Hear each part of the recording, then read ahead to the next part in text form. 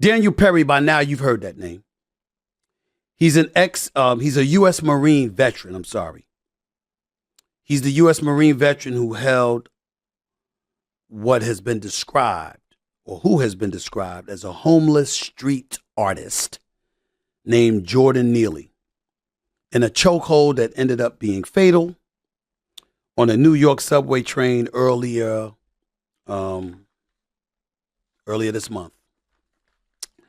And Perry's 24 years of age.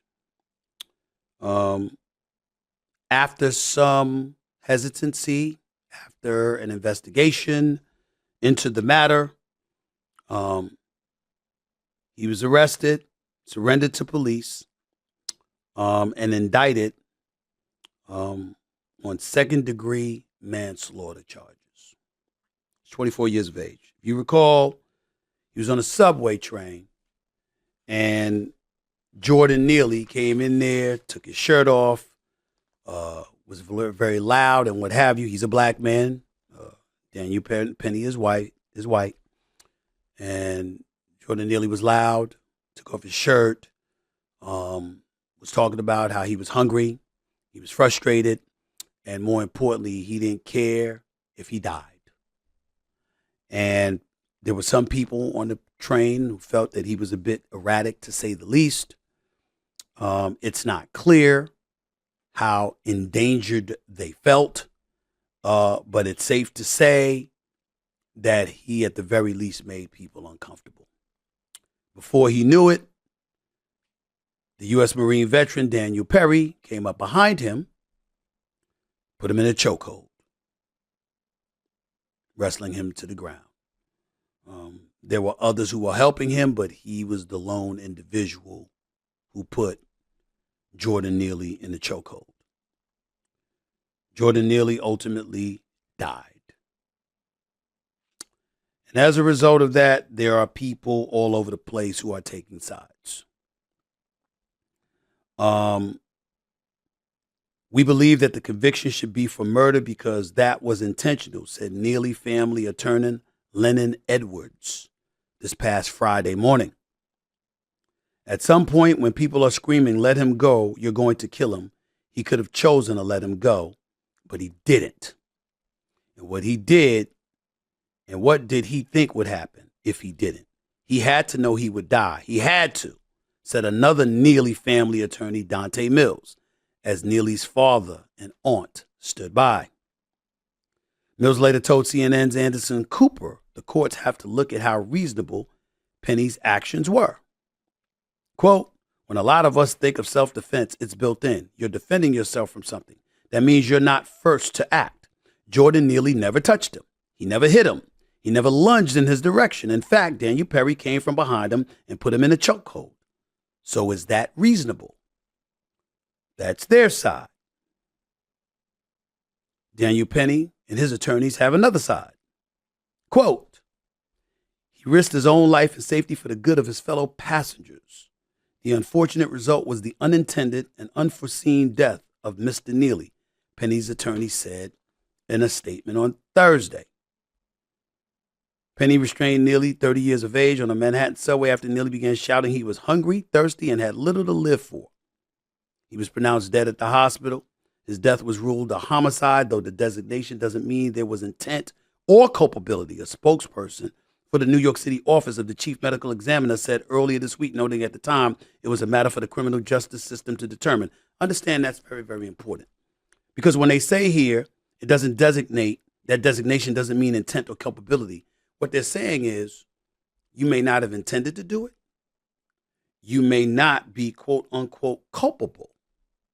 But if a person died, you can still find yourself behind bars, albeit at a significantly lighter charge than first-degree murder, of course. I've been torn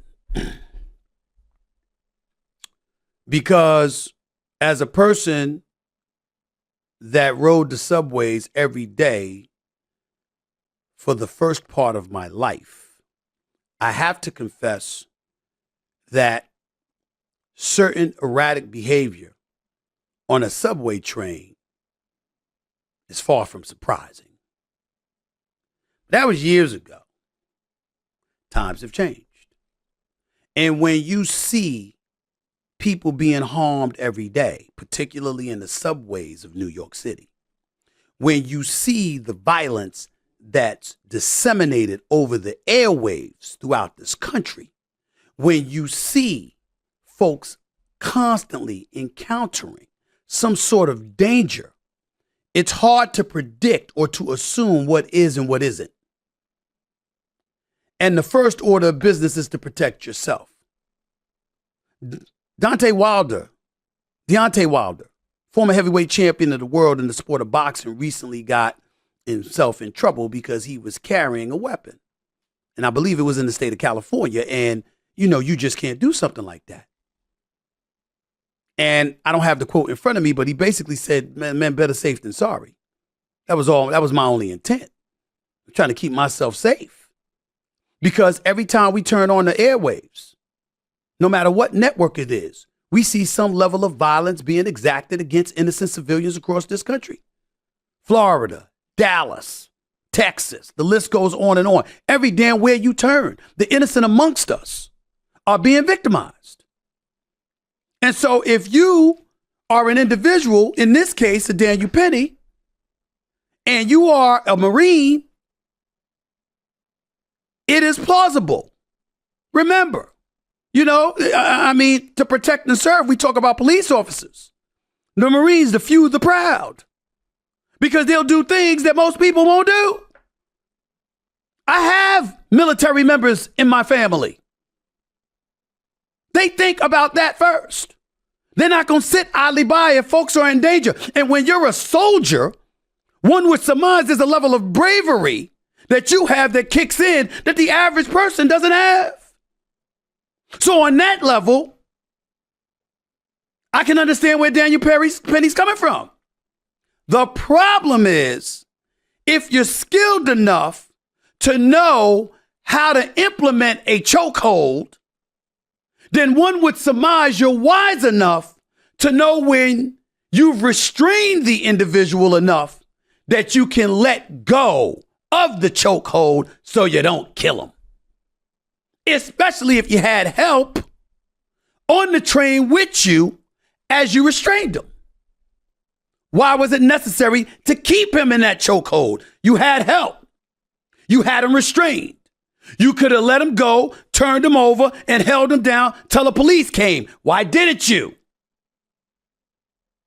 These are legitimate questions. It requires answers. But it also requires us being mindful enough of the times that we're living in and a level of fear it's instilled in the average person out there. Because you just don't know. You don't want to be, you're almost like a wannabe police officer. You know how the cops, some cops, and I'm not talking about cops shooting black people. That's not what we're talking about here. Not this time. It's happened. We know it's happened, but that's not what we're talking about here. If you find yourself encountering a potentially volatile situation, you got a split second to react. And your first order of business is it's them or me. Now, you could say that Daniel Penny wasn't in danger because he was never touched. Is he supposed to wait until he's touched? Is he supposed to wait until another passenger is touched? Ladies and gentlemen, that's why $1.7 million have been donated to his defense fund. Because we have American citizens from all over the place that are donating to his defense fund because they believe he was a good Samaritan that doesn't deserve to be incarcerated over a situation like this. Now, we know AOC, Alexandria Ocasio-Cortez, the representative out of New York, we know she feels he murdered him. We know others feel the same way that she does, but there's plenty of politicians who feel otherwise. At the end of the day, our justice system has to do its due diligence to find out the intricate details of what truly transpired. And then do an investigation into Daniel Penny's background to find out what he does know. Because if you do find out that the level of training he received was extensive enough for him to know when to let go of a chokehold, and he didn't do that, now he's got a problem. But without us knowing that, this is the world we're living in. Because we never know what level of fear is going to be instilled in us in a particular moment and how we're going to react to it. And a lot of times, particularly in this day and age, people are quick to say, let me attack now and answer questions later, because better them than me. That's just the truth. Let's deal with that and find out more. I don't know whether it was righteous or not. I know I'm sorry that a man is dead. I'm very sorry about that.